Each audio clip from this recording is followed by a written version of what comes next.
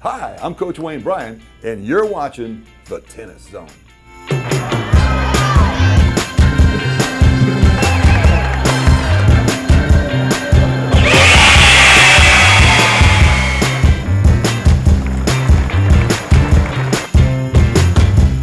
Yeah, I can talk about it for hour upon hour. I mean, I wrote a book about this topic about how you raise a champion. I have some really strong feelings, and again, it's in my book, Raising Your Child to Be a Champion. I have sort of two cornerstones. One, it's got to be fun. Dr. Ellen Langer, the great psychologist at Harvard, has written extensively about the human being being at a play, fun mode, learns more, retains more, wants to do it the next day, and develops a passion. If it's drudgery, hard work, and that's what I think a lot of people think that. A lot of coaches and parents, no, it can be fun and you can excel and you can go forward. Fun, enthusiasm, happiness, socialization, are very important, and sometimes we forget it and we never should. Secondly, I feel champions take it in through their eyes and not their ears. You must see it before you can dream it.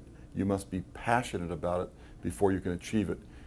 My second most important topic in the book is side door motivation, pushing the passion button with side door motivation. What does that mean? You want to be a tennis player, you come out and you watch this wonderful Farmers Classic all 7 days.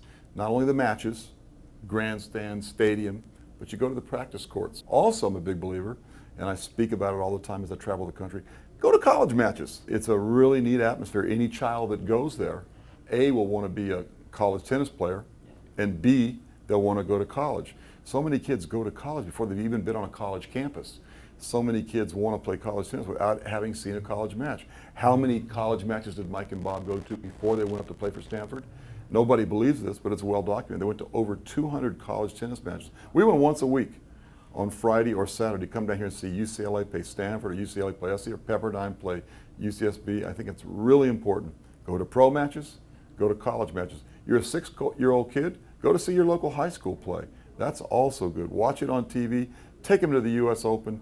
Take them to see the NCAAs in Athens, Georgia, or the NCAAs up in Stanford next year. Seeing it is so darn important. I could talk hour upon hour upon hour about the ingredients that go into raising a champion, but it starts with fun, and it's quickly followed by passion and that side door motivation by seeing it. You must work at making the experience, not just the match, fun. You got to load up the van with other kids that they like, girls and guys. You got to eat at their favorite pizza place or their favorite Mexican place, or you got to go by and have a strawberry shake. You got to play their favorite music in the van while you're driving. So everything about the experience has to be warm and fun and social and enthusiastic and great. If you go to a great tennis match, but they don't like the music you're playing, they don't like where you ate, and the people they're going with they don't care for, it's not going to work. The whole experience has to be great. Not only going to watch motivational events, but also going to tournaments. When they start playing junior team tennis or tournaments, again, go with other kids. Stay over in hotels. Go to dinner together. Go to movies together. Go skating together. The whole experience should be big. Did Mike and Bob ever not want to go to a college match? The answer is no. Why would you not? Did Mike and Bob ever not want to play music? No. We had a trap set in the room. I had some of the greatest musicians in our city come by and play, and they would travel with us to gigs. And what would happen at the gigs? They'd carry in the microphone and the tambourines because that's all they could carry. They couldn't carry the amps or the equipment. But 9 times out of 10, we'd look over at that wedding cake and there was a couple of scoops out of it. They had ice cream and cake. That was part of the experience too. So the more that you make the experience operate on all levels, the more the kids are going to want to do it.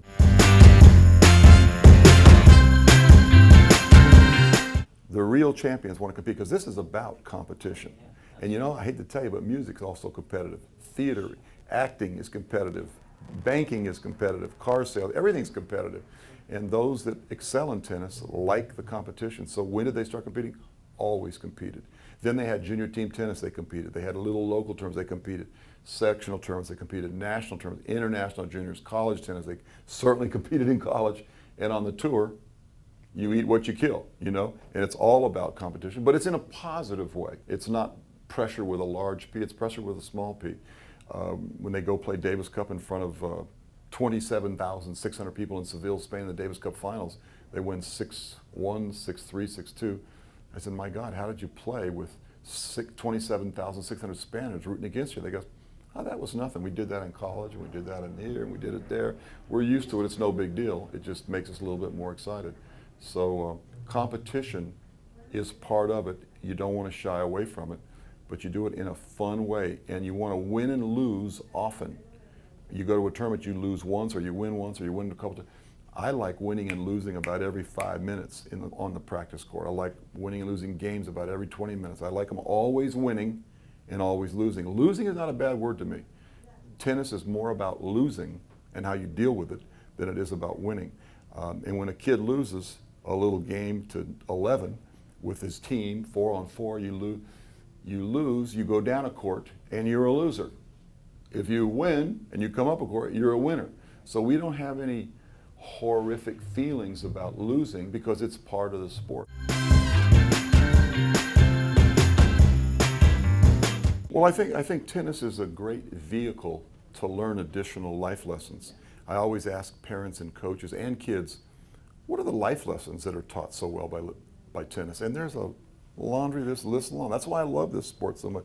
I mean, first and foremost is sportsmanship and honesty and integrity. That's right at the top of the list. You also have discipline and striving for goals and planning and organization and dealing with problems. I mean, I could go on and on. It's also a great way to meet other people. It's also a way to face losing and go up and shake that person's hand and congratulate others winning. That's part of what we're doing out here is learning life lessons. It's not just tennis. It's seeing the big picture. And tennis is a great vehicle, A, to connect with life, connect with other people, and it's the best teacher of life lessons that I know. A little guy who's 8 years old, he's down 5-6 in a third, 30-40, and the ball comes over his side of the court and nicks the corner of the line. And that little guy is expected to call it correctly, call it good, loses the match. What do most 8-year-olds do? They cheat in that point because they haven't learned it. But the longer they stay in tennis, hopefully their parents, coaches, the officials will help train them. I'd say most kids are very honest. People always say tennis kids are no, they're not. They're the best sports of any sport. You ever been to a Little League game? You know, ever been to a hockey game? But I think that they're the best sports of all. I think tennis parents are the best. Tennis parents get a bad rap. Are there some knuckleheads? Of course there are. Are there some really bad parents? Yes. Most are pretty darn good. Most of the coaches are pretty darn good. So again, tennis teaches great life lessons, but it must be emphasized. I think every day coaches should say, what are the life lessons we're learning from our experience each day? I mean, if you read my book, it's got 20, 25 chapters.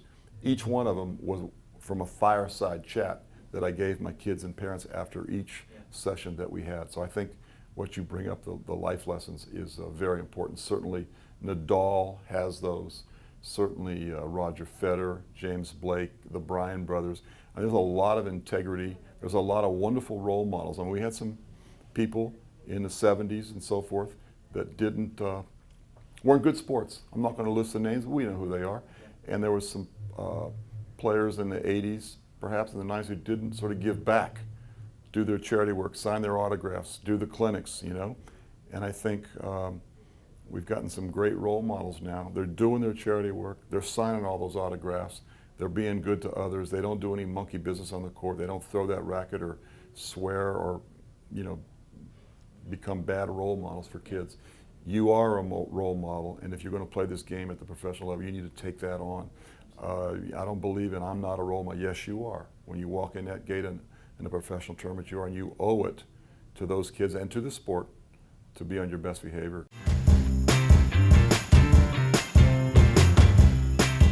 Look, I love what I do. Don't tell anybody. Don't tell any tournament directors. Don't tell people who hire me for World Team Tennis. Don't tell all my sponsors. Don't tell the people that pay me. But I do this for free.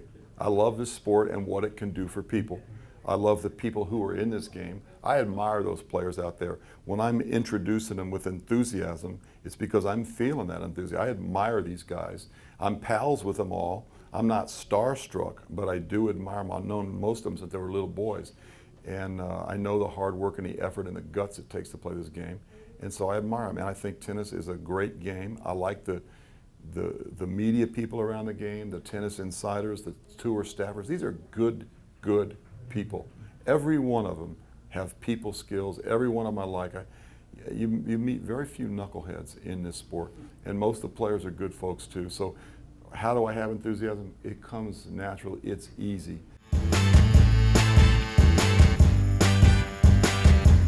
People ask me how proud I am of the boys. I mean, really, I'm most proud of them as people.